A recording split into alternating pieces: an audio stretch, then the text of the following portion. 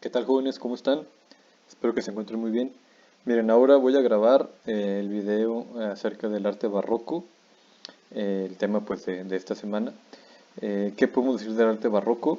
En primer lugar, el arte barroco se desarrolló en los siglos XVII, principalmente en el XVII, en todo el XVII, y en la primera mitad, digámoslo así, del siglo XVIII en Europa.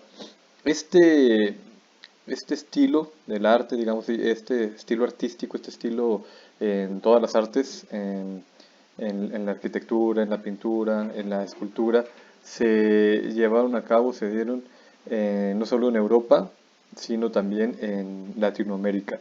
Entonces es algo importante, ¿no? que mencionar.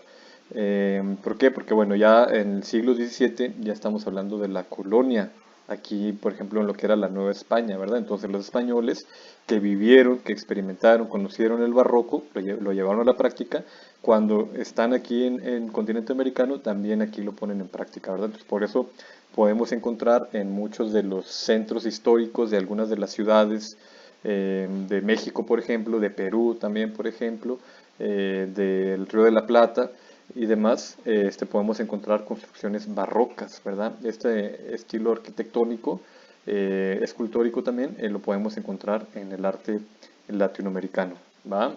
Por herencia de los españoles, ¿no?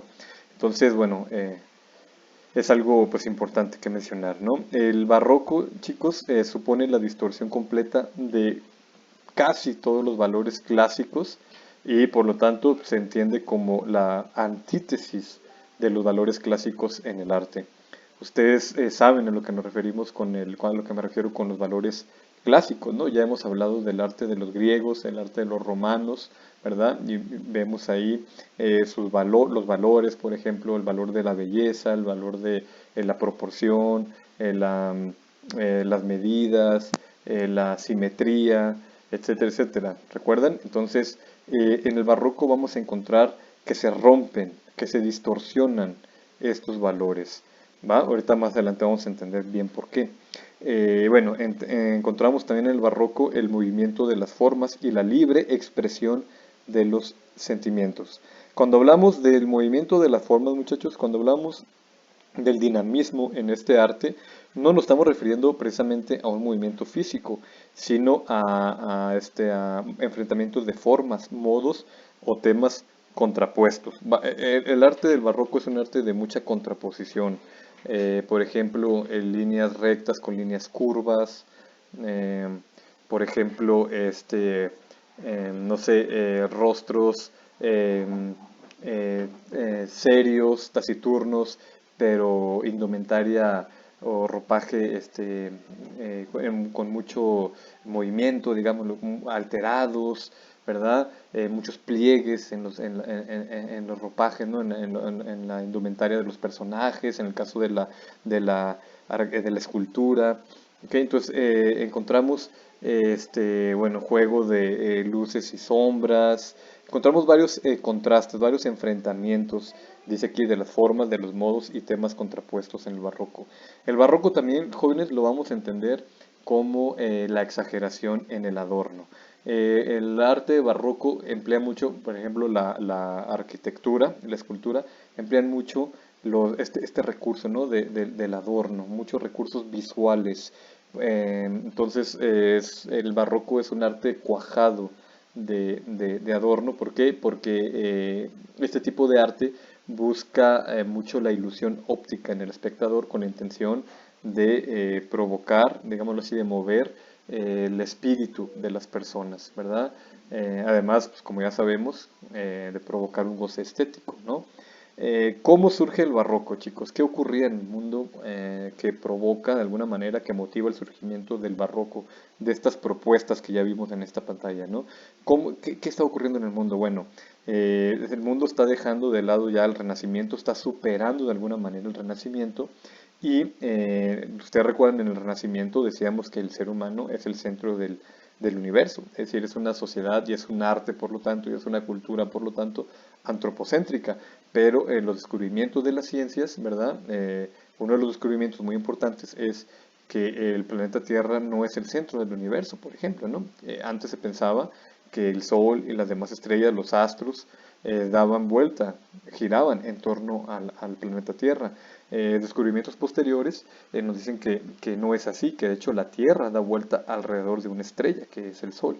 Entonces la sociedad empieza a darse cuenta que el mundo no es el centro del universo y que el ser humano, el hombre, no es precisamente el rey, digamos, dice aquí, de la naturaleza, el centro de todo, ¿verdad? El ser humano se da cuenta que de su insignificancia, toma conciencia de la la fugacidad de las cosas, la fugacidad de la vida, toma en cuenta principalmente de la evanescencia de la vida, por ejemplo, ¿no?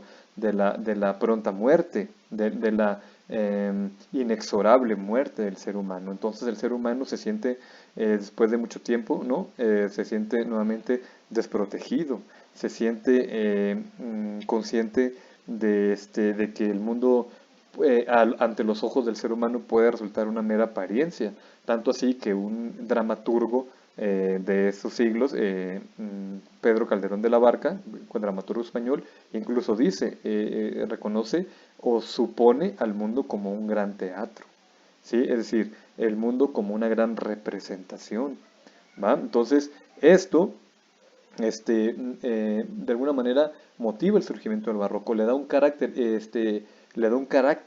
interesante al barroco en cuanto a la apariencia.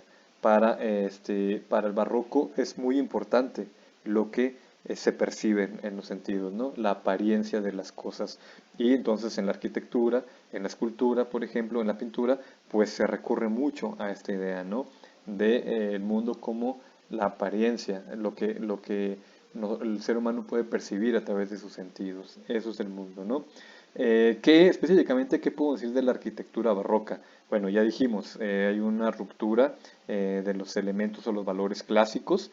En el caso del material que se utiliza para la construcción de edificios, se utiliza mucho la piedra sillar y algo importantísimo también es el uso del mármol de varios colores, porque sobre todo en los interiores de las construcciones. ¿Por qué? Porque con el uso del mármol se busca crear efectos interesantes, efectos lumínicos interesantes, ¿no? Lo que les decía hace un momento, que buscan crear una sensación, ¿verdad? En el espectador, que remueva el espíritu del espectador, ¿no? Y en ocasiones también se emplean elementos broncíneos, ¿verdad? Ustedes reconocen, saben las características, ¿no? Del brillo típico del bronce, por ejemplo. Entonces, con todo esto se buscaba justamente crear esto que les comento, ¿no? Un efecto en las personas. Los elementos constructivos van a continuar los órdenes clásicos en las columnas, es decir, se siguen utilizando columnas, se siguen utilizando los órdenes clásicos, que son el dórico, jónico, el corintio, es decir, los elementos propios de estos órdenes, la basa, las columnas con basa, con fuste, con capitel, ¿verdad? Capitel normalmente con motivos vegetales, hojas de acanto, algunas volutas quizás también, pero algo interesante es que todo esto va a ser en proporciones gigantes, muy grandes. Acuérdense, el barroco es lo muy exagerado, lo muy adornado, ¿no? Por ejemplo, en el caso de los fustes, normalmente en los órdenes clásicos los fustes se componían de algunas grietas, de hendiduras, de canales, ¿verdad? Y aristas, o a veces también los fustes pueden ser lisos, por ejemplo, y lo que hace el barroco es que crea el fuste salomónico, la columna salomónica, que se caracteriza principalmente porque el fuste es en espiral.